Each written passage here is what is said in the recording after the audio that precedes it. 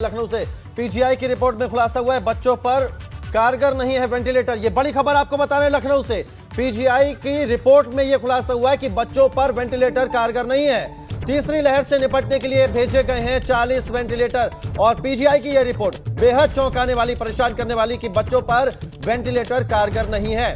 तीसरी लहर से निपटने की जो तैयारियां हो रही हैं, कहीं ना कहीं उसमें ये खबर परेशान करने वाली है। बच्चों पर वेंटिलेटर कारगर नहीं है। पीएम केयर्स फंड से 40 वेंटिलेटर भेजे गए, जिनकी जांच हुई। बीएचईएल से भेजे गए वेंटिलेटर की क्वालिटी ठीक नहीं मिली।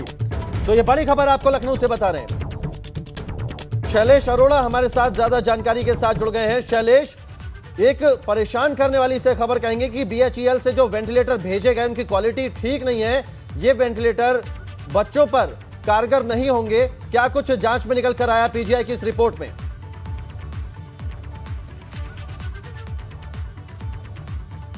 अगर माने तो ये रिपोर्ट जो है पीजीआई ने शासन को सौंप दी है। और जो रिपोर्ट थी देखिए, पहले तो ये जान लें कि जो तीसरी लहर है उसमें सबसे ज़्यादा संभावित तीसरी लहर में बच्चों पर इसका असर होने की बात कही जा रही है कि अगर आती है तो बच्चों पर ज़्यादा असर हो सकता है, ये संभावनाएं है। और इसी के आधार पर पूरी तैयारी की जा रही है। इसी क्रम में जगह जगह पीकू तैयार किए जा रहे हैं, यानी कि पीडियाट्रिक आईसीयू, नीकू तैयार किए जा रहे हैं और यहाँ पर वेंटिलेटर की व्यवस्था भी की जा रही है।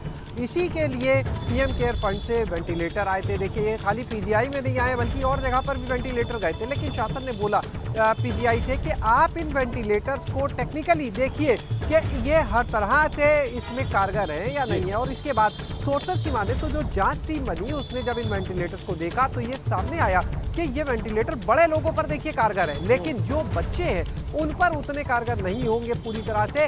और ये कहा गया है खास तौर से जो 10 माह से कम के बच्चे हैं उन पर ये बल्कि खतरनाक हो सकते हैं। दूसरी चीज, इस सोर्सेस के अनुसार अगर माने इस रिपोर्ट में कहा गया है कि जो वेंटिलेटर इनके कंप्रेशर है, एक तो ये आवाज़ ज़्यादा करते हैं, इससे गंभीर रोगियों को, स्टाफ को समस्या हो सकती है। तो ये सब कारण दिए गए हैं। कुछ और टेक्निकल चीज़ें भी कही गई हैं जो फिलहाल, क्योंकि देखिए मामला जो है वो बहुत गंभीर है और गोपनीय रखा गया था। इस पूरी रिपोर्ट को शासन भेजा गया था। अब तो रिपोर्ट जबकि सोर्सेस से बाहर आ गई है कुछ जानकारियां इस रिपोर्ट की, तो हलचल भी मची हुई है पीजीआई में कि आखिर ये बातें लीक कैसे हो गई। लेकिन जो हमारे सोर्सेस ने बताया पीजीआई से, वो ये बताया है कि ये वेंटिलेटर जो है जिस उद्देश्य से आए थे उस उद्देश्य को पूरा नहीं करते, यानी कि बच्चों को जो सुरक्षित रखने की बात है इन वेंटिलेटर्स के दम पर वो नहीं हो पाएगी। उसमें समस्या आएगी। खासतौर से 10 महीने के जो बच्चे हैं उनके लिए खतरनाक हो सकते हैं उल्टा ये।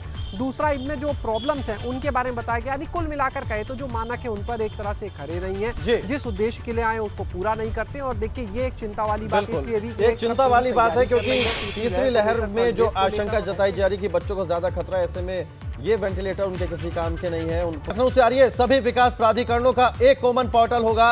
ये बड़ी खबर आपको बता दें, सभी विकास प्राधिकरणों का एक कॉमन पोर्टल होगा। बड़ी खबर आपको बता रहे हैं लखनऊ से। एक ही प्लेटफॉर्म पर मिलेंगी सभी जानकारियां। जल्द सरकार मुहैया कराएगी कॉमन पोर्टल की सुविधा। आवास विभाग ने इसकी कार्रवाई शुरू कर दी है। कॉमन पोर्टल से होने वाले आवंटियों को नहीं करनी होगी ज्यादा भागदौड़।